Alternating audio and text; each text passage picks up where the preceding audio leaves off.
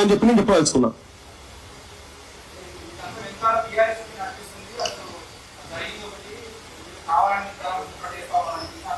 ఇక పాపము వాళ్ళు అజ్ఞానులన్నా అయి ఉండాలి, వాళ్ళకు సరిగా సమాచారం అన్న లేకుండా ఉండాలి. పృథ్వీరాజ్ అంటోడు టిఆర్ఎస్ ఆఫీస్ మీద 2001లో ఆయన ఆలోచన విధానాన్ని వ్యతిరేకించి ఆఫీస్ మీద 2 DCMల విద్యార్థులతో కలిసి దాడి చేసి బయటకు వచ్చి ఆ రోజు నుంచి నేను ఆయన గడప దొక్కలేదు. ఇక నన్ను కూడా బీఆర్ఎస్ కంట కడితే ఇక బడే ఉన్నారు భయ్. నేను ఎక్కడ వాస్తవం అనిపించి ఎక్కడ నిజం అనిపిస్తే అది మాట్లాడతాం. ఓకే, ఇప్పుడు బీఆర్ఎస్ వాళ్ళు మాట్లాడిండ్రు, బీఆర్ఎస్ వాళ్ళ హయాంలో కూడా ఇవన్నీ మాట్లాడినాయి కదా, నేరలేదు కూడా మొన్న కూడా మాట్లాడినాం కదా. ఇవన్నీ వాళ్ళ మీద వాళ్ళు చేసేటి అన్ని కూడా మాట్లాడుతున్నారు. వాళ్ళు ఎవరు ఇక్కడ నెత్తి మీద ఎత్తుకొని ఎవరు తిరుగుతలేరు కదా ఇక్కడ. అసలు ఇక్కడ ఇవన్నీ పక్కకు పడేసి బాలిక కంప్లైంట్ అత్యాచారం జరిగిందని ఇచ్చిన తర్వాత దాని మీద యాక్షన్ తీసుకోవాలి అంతే.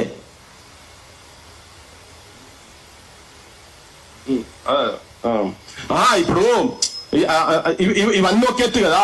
ఏ పార్టీ ఏదనేది పక్కకు పడేస్తే వాళ్ళు ఇచ్చిన పిటిషన్లనే మొత్తం పెట్టింది కదా హనీ ట్రాప్ అని క్లియర్ గా. ఇంకోటి ఏంది, ఇప్పుడు ప్రజా ఉద్యమాలు ప్రజల నుంచి వ్యతిరేకమైనటువంటి ఆలోచనలు వస్తున్నాయి, వ్యతిరేకత వస్తున్నాయి అని చెప్పని ఆ హనీ ట్రాప్ అనేది పక్కకు పడేశారు. లేకపోతే నిర్మల హనీ ట్రాప్, కరీంనగర్ కూడా హనీ ట్రాప్ కేసు కింద బుక్ అవుతుంది కదా. బీఆర్ఎస్ వాళ్ళు ఎంత, నేను ఇప్పుడు చెప్తున్నా పాటు బీఆర్ఎస్ వాళ్ళు నిజాయితీగా లేరబ్బా. ఇలా ఎందుకు నిజాయితీ లేరు అంటే వాళ్ళు ఒక పార్టీ ప్రోగ్రామ్ టేకప్ చేస్తలేరు. ఇది ఒక అంశం వచ్చింది కాబట్టి ఒకరిద్దరు బయటకు వచ్చి మాట్లాడుతున్నారు. ఎందుకు మొత్తం వాళ్ళు ఎమ్మెల్యేలు ఉన్నారు, రోడ్ల మీదకి ఎందుకు వస్తలేరు? ఎందుకు బండి సంజయ్ని బర్తరఫ్ చేయాలని ఎందుకంటలేరు? బండి సంజయ్ని A2గా పెట్టాలని ఎందుకంటలేరు? సంగప్ప అంటోని A3గా పెట్టాలని ఎందుకంటలేరు? నేను చెప్పిన డాక్టర్ ఎవరో వాళ్ళ డీటెయిల్స్ ఇవ్వాలని చెప్పి ఎందుకంటలేరు? వీళ్ళందరూ నువ్వు మాట్లాడినట్టు చేయి, నువ్వు మొత్తుకున్నట్టు చేయి, నేను చేసేది చేస్తా అన్నట్టుగా. అందుకే చెప్పిన కదా, మనం తిట్టుకున్నాం, మనం తిట్టుకున్నాం, వీడు నకిలీగాడు పారిపోతాడు ఇళ్ళకెళ్ళి అన్నట్టు ఉన్నది.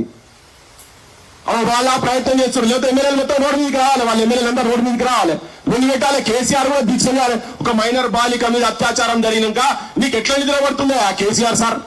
ఫామ్ హౌస్ ఎట్లా నిద్ర పడుతుంది నీకు బయటికి? ఎందుకంటే నీ పాలనలో నువ్వు కూడా అటువంటి జరిగితే చూస్తున్నట్టు ఉన్నావు కాబట్టి నీకు నిద్ర పడుతుంది కావచ్చు. ఇలా మేము టీఆర్ఎస్ పార్టీ సపోర్టర్లమా ఇవన్నీ ఏం కాదు. మేము ప్రజా గొంతుకలం. ఎక్కడ సమస్య ఉంటే, ఎక్కడ ప్రజలకు మా సొంతలు అవసరం ఉంటే, ఎక్కడ నిస్సహాయ స్థితిలో జనం ఉన్నారో అక్కడ ఉంటాం. మేము సత్యదాకుంటాం. అదే మా వాదం. నాదం నినాదం తెలంగాణది. అందుకే గుండెల్లో